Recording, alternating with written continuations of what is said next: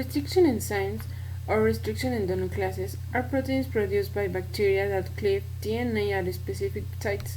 Bacteria produce these enzymes to cleave foreign DNA and as a defense against bacterial viruses called bacteriophages or phages, which insert their DNA into the bacteria. Restriction enzymes can be isolated from bacteria and used in the laboratory to manipulate DNA, like fragments of DNA that contain genes. For this reason, there are useful tools for recombinant DNA technology. There are four types of restriction endonoclases: Type 1, 2, 3, and 4. Type 1 endonoclases cleave at sites remote from recognition sites, between 100 and 1000 base pairs downstream from the recognition site, and require magnesium, ATP, and S-adenosyl L-methionine to function. Type 1 enzymes have three different subunits: M, that is modification; S, specificity; and R, restriction, that form multifunctional enzymes with restrictions methylase and ATPase activities. Type 2 enzymes cleave within or a short specific distance from the recognition site. Most requires magnesium and have a single function, restriction, independent of the methylase. The cleaved site may result in 3 overhang 5 overhang or blunt end. These enzymes to produce discrete restriction fragments and distinct gel binding patterns, and they are the only class used in the laboratory for routine DNA analysis and gene cloning.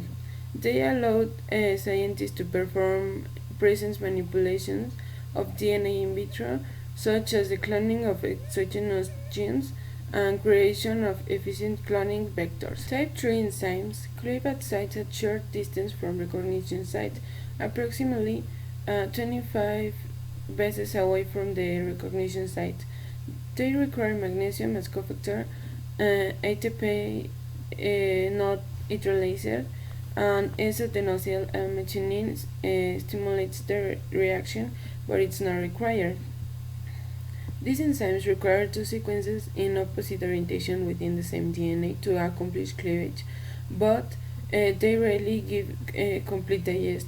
The type 3 enzyme EcoP15 have been used as the tagging enzyme in serial analysis of gene expression of transcriptome experiments.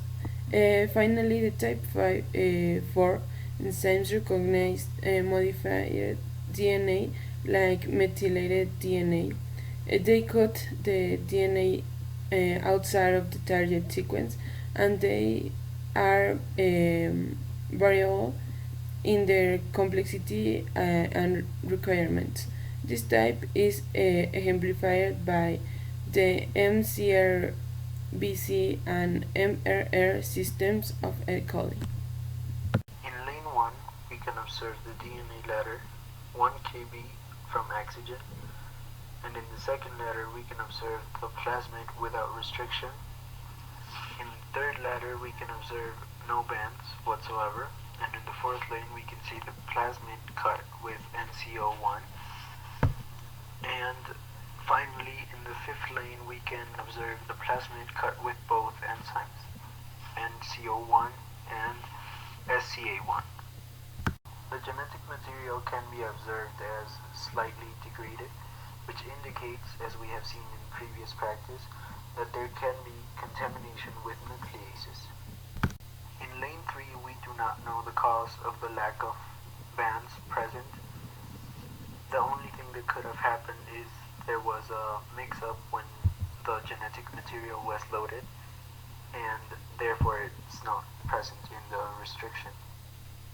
In the other lanes, we can observe bands with an excess of sample or contamination with salts, and we can distinguish one more band in lane 5 than in lane 4.